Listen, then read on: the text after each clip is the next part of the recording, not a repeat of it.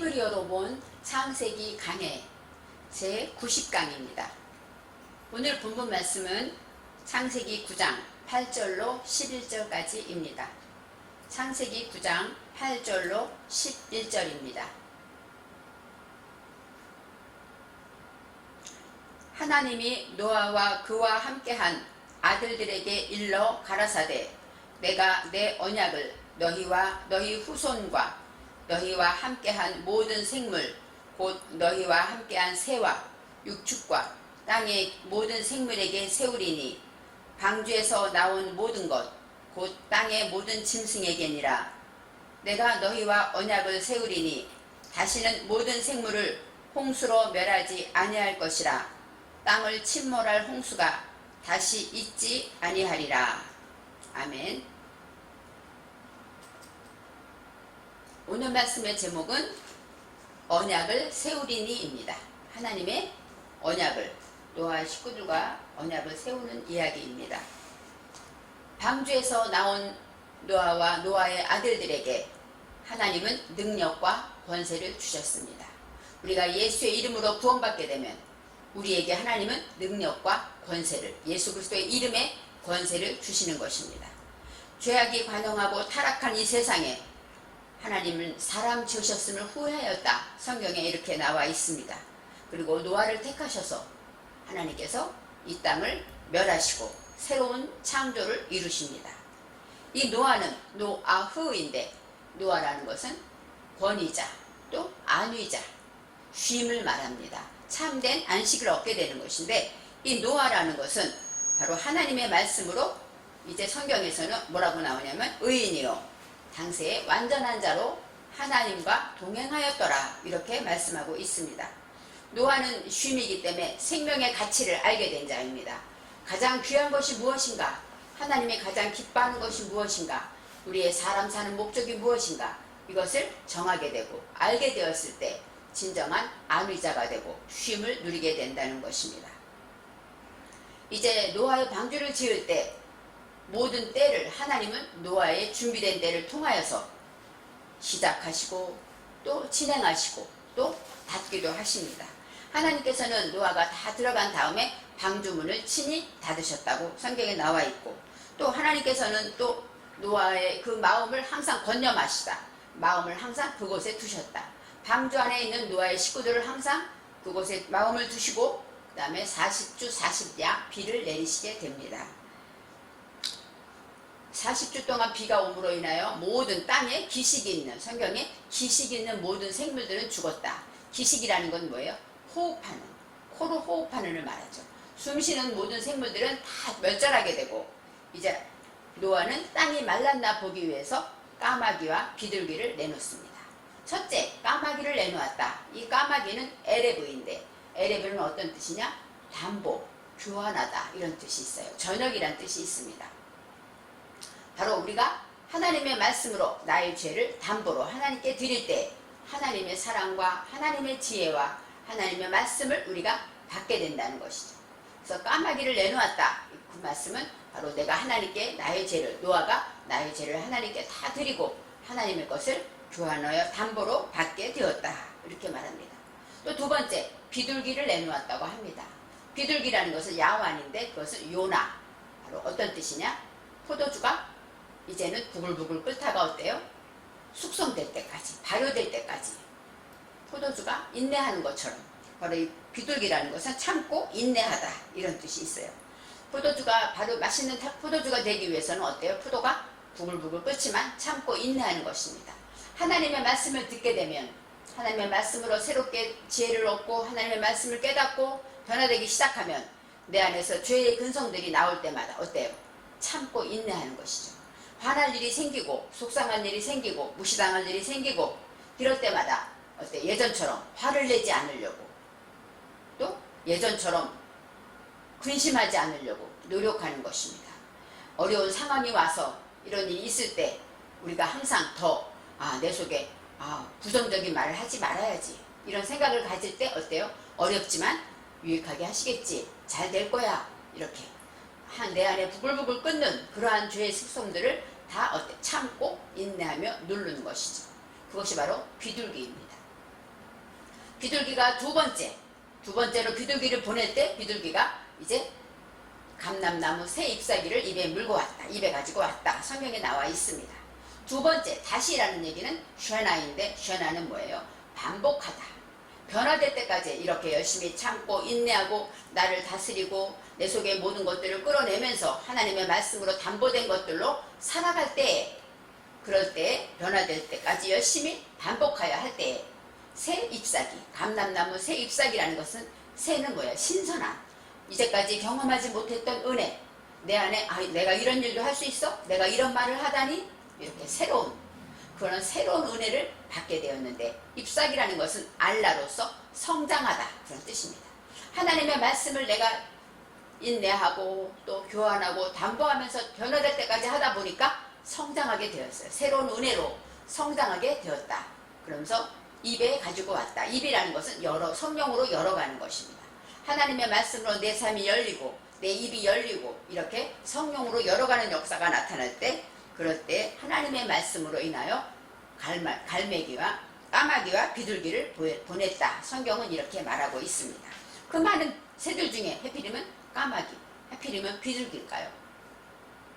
이런 히브리어의 뜻이 있기 때문에 그렇게 영적인, 우리가 하나님의 말씀을 듣고 40주 40야 비가 왔다는 것은 뭐야? 하나님의 말씀이 우리 마음밭에 떨어진 것이죠. 그 말씀밭이 떨어질 때마다 우리가 하나씩 깨닫고 회개하고 돌이키면서 이제는 비둘기가 새 잎사귀를 물고 왔을 때 이제 그러한 것의 징조를 보고 노아가 땅이 마른 줄을 알았다. 이렇게 나와 있습니다. 땅이 마르다. 이것은 바로 마르다는 야바샤입니다. 야바샤라는 것은 메마르다, 황폐하다, 또 부끄러움을 알다, 이런 뜻이 있어요. 하나님의 말씀을 듣고 나의 죄를 고백하며 내가 이제 하나님 말씀대로 열심히 살아나고 보니까 정말로 내 속에 얼마나 부끄러운지, 내 속이 너무나도 하나님 앞에 죄인 중에 괴수라고 고백할 수밖에 없는 나의 부끄러움을 알게 됐을 때, 그때 하나님께서 방주에서 나오라고 하시는 것이죠. 우리가 예수를 믿고 예수님의 은혜로 구원받았지만 정말로 예수님이 나를 위해 죽으셨구나, 나를 위해 십자가 지시고 나를 위해 고난을 받으셨구나, 이것을 깊은 곳에서 그 고통을 깨닫고 알지 못하면 어때요? 우리는 그 안에 땅이 메말릴 수가 없습니다. 그래서 바로 그때 내 속에 심령이 메말라서 이제는 하나님 없이는 살 수가 없는, 부끄러움 밖에 없는 그런 때에 하나님께서는 방주에서 나오라, 하나님의 때가 된 것입니다. 그렇게 나올 때 이제 노아의 식구들이 다 나올 때 바로 여기에서 뭐가 나올까요? 종류대로 나왔다고 성경에 나와 있어요. 노아의 식구들을 따라서 땅 위의 모든 동물들이, 지금 동물들은 땅 위의 동물들이 아니죠. 지금 방주 안에 있던 동물들이라고 말해야 돼요. 그런데 성경은 땅 위의 동물들이라고 말합니다. 땅 위의 동물이라는 건, 땅은 뭐예요? 지면, 이 땅을 말하고 우리 마음밭, 하나님의 말씀을 받는 우리의 마음을 말합니다. 마음 안에서 성장해야 될 모든 동물들까지 다 방주에서 나왔다고 합니다. 그리고 종류대로 나왔다. 이 종류라는 것이 바로 만나, 그런 뜻도 있는데, 이 종류라는 것은 무엇이에요? 사람마다 내게 맡겨진 것이 있어요. 어떤 사람은 나는 욱하는 걸 고쳐야 돼. 어떤 사람은 기도를 게을리했어. 기도를 해야 돼. 어떤 사람은 나는 욕심이 많아. 욕심을 버려야 돼. 이렇게 다 각자 맡은 것 분량만큼 그런 것들을 가지고 나온다는 것이죠. 우리는 사람마다 하나님이 내게 요구하시는 것이 무엇인지 우리는 스스로가 깨달아 알 수가 있습니다. 그래서 그 말씀을 받은 만큼 내 것을 지키고 인내하고 훈련할 때 바로 방주에서 나오게 되는 것입니다. 노아는 제일 먼저 나와서 방주에 단을 쌓았습니다. 제단을 먼저 쌓습니다.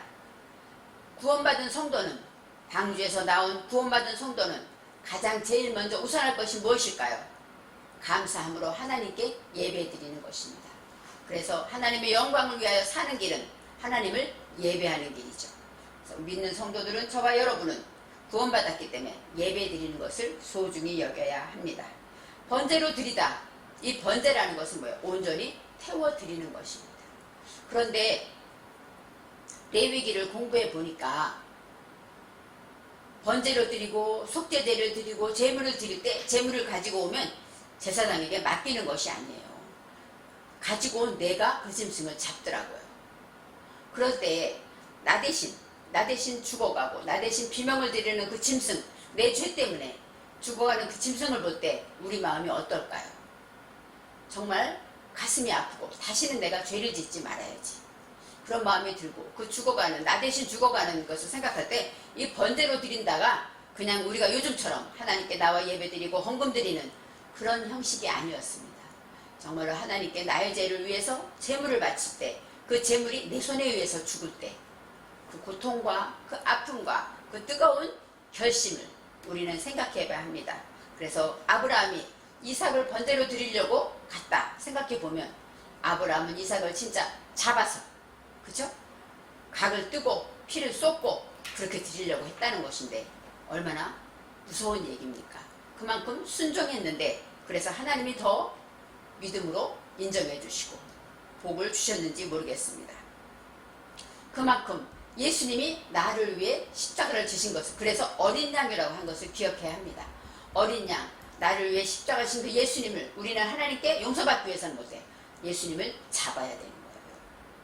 로마 군병이 잡았지만 바로 우리는 날마다 예수님을 못 박죠. 예수님을 잡고 예수님을 피 흘리고 그런 것을 통하여 우리가 구원받는다. 이것을 기억할 때 정말로 나를 위해 피 흘리신 예수님의 사랑을 저와 여러분은 항상 기억하고, 이 번제를 드릴 때마다 정말로 내가 마음을 다하여 드려야 되겠구나, 이런 생각을 해야 합니다. 하나님께서는 이제 노아와 노아의 아들들에게 복을 주십니다. 그리고 이제까지는 채소만 먹었지만 이제는 그 동물들을 너희의 식물이 될 것이다, 이렇게 말해요. 식물이다, 먹다라는 것은 아칼입니다. 아칼은 소모하다, 소멸시키다, 먹어서 없애다, 그런 뜻이 있어요. 이제는 이 채소는 뭐예요? 에쉐브는 부드럽고 상큼하고 소화도 잘 되고 건강에도 좋고 또 허브큐같이 달콤한 맛, 그런 것들을 우리가 먹을 수 있지만, 이제는 하나님의 능력과 권세를 받고 예수의 이름으로 구원받은 우리는 방주에서 나왔기 때문에 이제는 동물들을 먹을 수가 있습니다. 동물이라는 것은 우리 안에 있는 모든 죄악의 근성들, 또 내 안에 있는 모든 것들을 다 하나님께서 소모하고 처리할 수 있다고 하십니다. 내 속에 짐승과 또 가축, 빼해마, 벙어리 된 것들, 그 다음에 또 밀착되어서 내 속에 나인지 아닌지 알 수 없는, 그렇게 빼고자 해도 빼지 못했던 것들, 그러한 것들의 모든 근성들이 다 하나님께서 이제 주 예수 그리스도의 이름으로 성령의 능력으로 소멸되어질 수 있다는 것입니다. 하나님께서는 내 식물로 다 먹어라, 그 대신 피째 먹지 말아라 하고 조건을 거셔요. 피째 먹지 말라. 왜요? 피는 생명이기 때문이다. 지난 강의에서 그 말씀을 나눴습니다. 그렇습니다. 피는 생명이기 때문에 먹지 말라고 하셨는데, 이 피는 땀입니다. 땀이라는 것은 뭐예요? 붓다, 그 다음에 피, 그 다음에 담다, 무엇을 담다, 이런 뜻이 있습니다. 그래서 이 피라는 것은 하나님의 사상을 닮아가는 거예요. 그래서 피는 가장 중요한 것은 피에 생명이 있다, 이렇게 나와 있죠. 이 생명이라는 것은 네피쉬인데 창세기 2장 7절 말씀에 아담을 창조하실 때 이렇게 나와 있어요. 그 코에 생기를 불어 넣으니 생명이 된지라. 이럴 때 여기 생기라는 것, 바로 이 생기라는 것이 바로 네피쉬입니다. 그럴 때 생명이 되었다, 이렇게 말해요. 그래서 살아있는 것, 바로 하나님의 영, 하나님의 생명을 우리 코에 불어 넣어 주신 것이에요. 그래서 피는 바로 하나님의 생명인데, 그 생명은 어디에 있다고요? 피에 있다는 거예요. 이 피는 무엇입니까? 하나님을 닮아갈 때, 하나님이 보실 때 생명이 있구나, 이 사람은 살았구나 하고 판단하는 증거가 뭐예요? 하나님을 닮았기 때문이죠. 생각하는 것이나 말하는 것이나 눈, 코, 입이 하나님을 닮아갈 때, 그럴 때 바로 이것이 생명이 있다고 말하는 것입니다.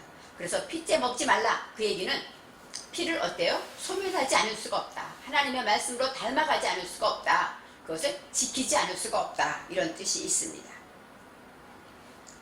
반드시 누구에게나 피를 찾겠다, 이렇게 하나님은 또 말씀하셔요. 내가 반드시 생명의 피를 찾으리니, 그 얘기는 뭘까요? 하나님은 언제나 우리 안에서 생명된 하나님을 닮아가는 것을 구하고 있는 것이에요. 찾고 있는 것입니다. 찾다는 따라쉬로 방문하다, 묻다, 구하다. 너에게 나를 닮은 것이 무엇이 있느냐 하고 찾으신다는 것이죠. 우리가 하나님께 정말로 하나님을 닮기 위해서 애쓰고 노력한, 어떤 사람은 겸손함을, 어떤 사람은 순종을, 어떤 사람은 믿음을, 또 모든 것에 하나님께 열매를 드릴 수 있을 때 그것이 진정한 생명의 피를 찾으신다는 것을 이해해야 합니다. 요한복음 4장 23절에 하나님은 지금도 신령과 진정으로 예배하는 자를 찾으신다. 바로 찾으신다는 건 바로 뭐예요? 신령과 진정으로 예배하는 자, 그것이 바로 하나님을 닮은 모습이고 그것이 바로 진정한 생명이라는 것입니다. 오늘의 말씀에 하나님이 노아와 그와 함께하는 아들들에게 말씀하셨다. 이 말씀하다가 아마르입니다. 아마르는 뭐예요? 선언하다, 밝히다, 말하다 이런 뜻이 있어요. 하나님이 말씀하셨다. 하나님이 밝혀주셨다. 누구에게 밝혔습니까? 노아와 그와 함께한 아들들. 여기선 자부들이 나오지 않습니다. 여기에서 그와 함께하니 뭐냐면 아토라고 하는데 에트는 뭐냐면 함께, 처음부터 끝까지, 알레프부터 타브까지잖아요. 알레프가 처음이고 알파와 오메가, 알레프부터 타브, 처음부터 끝까지 이제 하나님과 함께한 홀렘바브가 있기 때문에 하나님과 함께한 그런 아들들에게 말씀하셨다고 합니다. 바로 하나님과 노아와 그 아들들, 그 안에 세워지는 하나님의 말씀들, 그런 것들을 말하고 있습니다.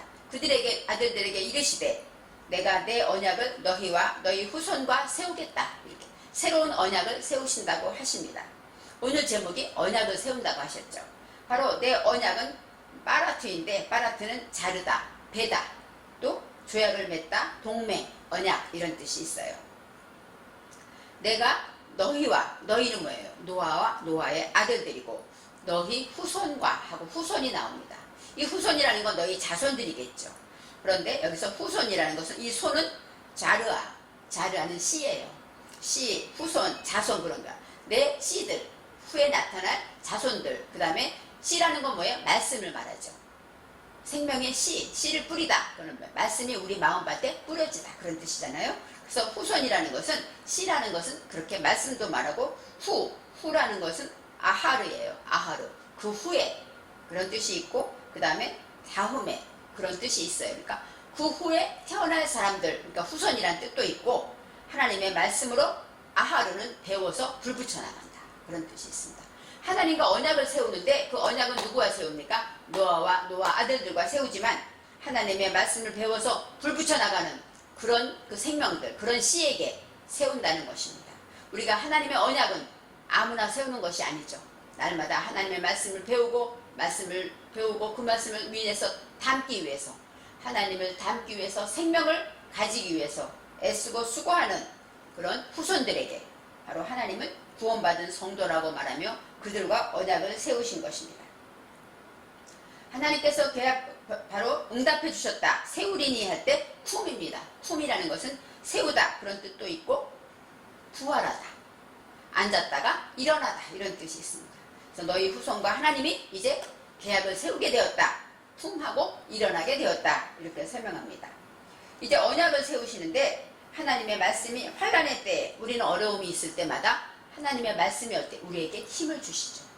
구하라 주실 것이요. 이 말씀을 생각하면 어려울 때 기도해야지. 이렇게 생각이 나죠. 또 시험을 당해서 힘들 때 하나님이 감당치 못할 시험담을 허락지 아니하셨다. 이 말씀을 들으면 내가 이길 수 있는 시험이구나. 하나님이 허락한 시험이구나. 기뻐해야지. 이렇게 말씀을 통해서 우리는 쿵 하고 일어날 수가 있습니다. 하나님의 이 계명, 하나님의 약속을 통하여서 우리는 살아갈 때 힘을 얻고 용기를 얻습니다. 이제 10절 말씀에 언약의 대상이 나와요. 누구와 언약했는가? 첫째, 너와 함께한 모든 생물. 바로 너와 함께한 에트캠, 처음부터 끝까지 너와 함께한 모든 생물들. 바로 이 생물이라는 것은 네페시 하야. 네페시 하야는 아까 창세기 2장 7절에 생명이 된지라 할 때 생명과 똑같습니다. 네페시 하야, 생명 있는 바로 생명을 말하는 것이죠. 그런 생물들에게 하나님께서는 언약을 하시고, 또 새와 가축과 땅의 모든 생물, 아까 말했죠. 땅 안에 우리 마음속에 있는, 우리 마음밭에 있는 모든 새와 가축과 벙어리 된 것들과 또 우리와 함께 있는 그런 모든 것들을 함께 언약을 세우신다고 했습니다. 이 생물에게 세우리니 방주에서 나온 모든 것을 말하는 것이에요. 방주에는 지금 노아도 나왔고 노아의 아들과 자부도 나왔잖아요. 그들이 다 나왔지만 그들과 함께 할 때 뭐라고 나옵니까? 방주에 난 모든 동물들까지 다 세우겠다고 하십니다. 11절에는 그렇게 무슨 언약을 세우는가? 11절에 그 내용이 나옵니다. 내가 너희와 언약을 세우리니 다시는 모든 생물을 홍수로 멸하지 않겠다. 홍수로 인하여 다 멸망된 그 폐허한 세상을 보시면서 하나님께서는 다시는 모든 생물을 홍수로 멸하지 아니할 것이다. 여기서 생물이 빠샬입니다. 이 빠샬은 살, 고기, 또 숨쉬는 것들을 말하겠죠. 혈족, 동물 이런 뜻도 있고 또 빠샬은 기쁜 소식을 전하다. 복음을 빠샬이라고도 합니다. 그래서 이런 생물을 멸하지 않겠다 하고 설명합니다. 이 멸하다라는 것은 카라트예요. 카라트는 자르다, 베어버리다. 바로 우리가 말하는 내시, 황간 이런 사람들을 말할 때 여기서 베어버리다는 게 뭐야? 생식기를 잘라내다. 그러니까 얼마나 무섭습니까? 이렇게 멸한다는 것은 생명 자체 근원을 다시는 씨를 볼 수 없게 잘라내다는 것이에요. 그런 뜻이 있고 실패하다 그런 뜻이 있습니다. 첫 번째, 모든 생물을 홍수로 멸하지 아니한다.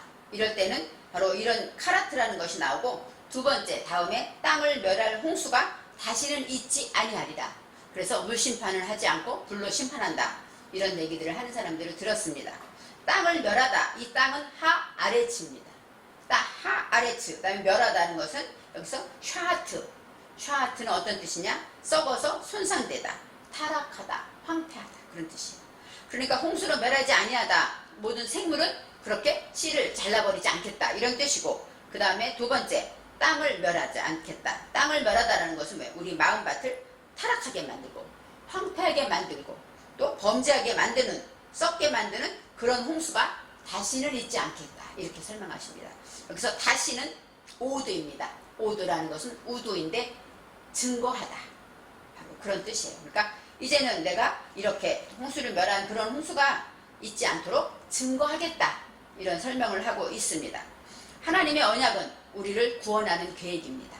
그런데 모든 생물은 멸할 때, 홍수로 멸할 때 뭐라고 그랬어요? 여기서 잘라버리는, 씨를 근원을 잘라버리는 그런 망하게 하고 실패하게 하고 그런 일이 없게 하지만, 또다시 우리 마음밭, 땅을 멸할 때는 뭐라고 해요? 침발할 홍수가 없겠다 할 때는 샤트로서 우리 땅, 마음밭이 다시는 황폐하지 않고 또 썩지 않고 또 범죄를 하고 타락하지 않도록 하나님께서는 어때요? 이 홍수를 그렇게 잊지 않게 하겠다 하고 약속을 주십니다.